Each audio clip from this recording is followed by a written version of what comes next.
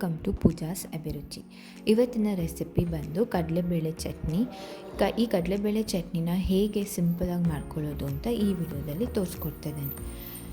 ಇದಕ್ಕೆ ಬೇಕಾಗಿರೋ ingredients: 2 table spoon ಎಣ್ಣೆ, ಒಂದು ಸ್ವಲ್ಪ ತೆಂಗಿನಕಾಯಿ ತುರಿ, ಒಂದು ಮೀಡಿಯಮ್ ಸೈಜ್ ಈರುಳ್ಳಿ, ಒಂದು 3 4 ಅಷ್ಟು ಕೊತ್ತಂಬರಿ, 2 ಒಣಮೆಣಸಿನ್ಕಾಯಿ, ಒಂದು ಸ್ವಲ್ಪ ಹುಣಸೆಹಣ್ಣು, 3 4 ಟೇಬಲ್ ಸ್ಪೂನಷ್ಟು ಕಡಲೆಬೇಳೆ, 1 ಟೇಬಲ್ ಸ್ಪೂನ್ ಉಪ್ಪು, 1/2 ಟೇಬಲ್ ಸ್ಪೂನಷ್ಟು ಸಾಸಿವೆ ಆ್ಯಂಡ್ ಇದ್ರ ಜೊತೆ ಬೆಳ್ಳುಳ್ಳಿ ಮರ್ತಿದ್ದೀನಿ. ಸೊ ಒಂದು 3 4 ಬೆಳ್ಳುಳ್ಳಿ ಕೂಡ ಬೇಕು.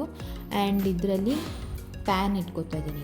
ಇವಾಗ ಈ ಪ್ಯಾನ್ ಒಳಗೆ 2 ಒಣಮೆಣಸಿನ್ಕಾಯಿ ಮತ್ತು ಕಡಲೆಬೇಳೆನ ಸ್ವಲ್ಪ ಲೈಟಾಗಿ ಫ್ರೈ ಮಾಡ್ಕೊಳ್ಳೋಣ. ಸ್ವಲ್ಪ ಕೆಂಪಗಾಗೋವರೆಗೂ ಫ್ರೈ ಮಾಡ್ಕೊಳ್ಳೋಣ ಲೈಟಾಗಿ. ಸೊ ಇವಾಗಿದ್ದು ಆಗಿದೆ.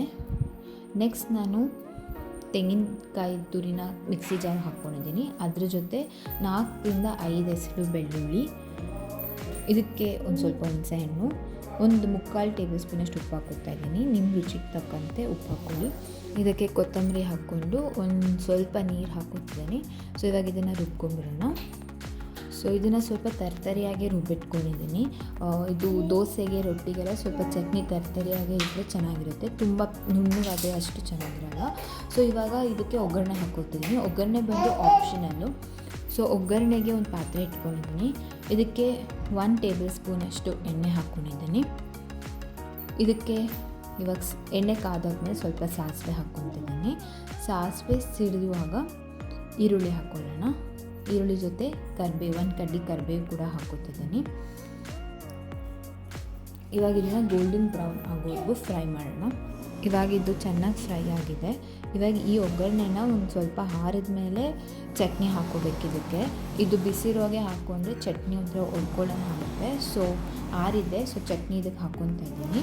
ಹಾಕ್ಕೊಂಡು ಚೆನ್ನಾಗಿ ಮಿಕ್ಸ್ ಮಾಡಿದ್ದೀನಿ. ಸೊ ಕಡಲೆಬೇಳೆ ಚಟ್ನಿ ರೆಡಿಯಾಗಿದೆ.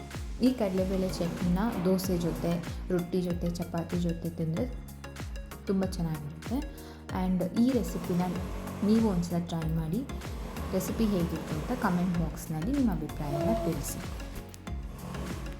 ಈ ವಿಡಿಯೋ ನಿಮಗೇನಾದರೂ ಇಷ್ಟ ಆಗಿದ್ದರೆ ಲೈಕ್, ಶೇರ್, ಕಮೆಂಟ್ ಮಾಡಿ. ಆ್ಯಂಡ್ ಆಲ್ಸೋ ಚಾನಲ್ಗೆ ಸಬ್ಸ್ಕ್ರೈಬ್ ಮಾಡಿ. ಪಕ್ಕದಲ್ಲಿರೋ ಬೆಲ್ ಐಕನ್ ಮೇಲೆ ಕ್ಲಿಕ್ ಮಾಡಿ ಸಪೋರ್ಟ್ ಮಾಡಿ.